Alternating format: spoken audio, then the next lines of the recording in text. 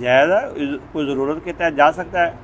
اس بندے کا مسجد سے نکلنا حرام ہے، مسجد سے جو نماز سے فرار ہو رہا ہے، سمجھا گی بات؟ نماز سے فرار ہونا منع ہے۔ اگر اس مسجد میں اذان دینے والا کوئی نہیں ہے، آپ اذان دے دیں، آپ ادھر دوسری مسجد میں امام ہے، ادھر جا کے نماز کرا لیں، نماز سے نہ بھاگیں۔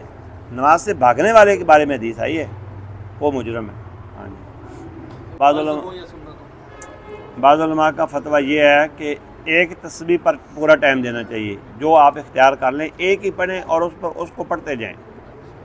اکثر علماء سارے تنوع کرنا جائز سمجھتے ہیں۔ تنوع کا معنی ہے سبحان ربی الاعلیٰ، سبوح قدوس رب الملائکۃ والروح، سبحان ذی الجبروت والملکوت والکبریاء والعظمت، باقی جو دعائیں ان کو بھی آپ شامل کر سکتے ہیں۔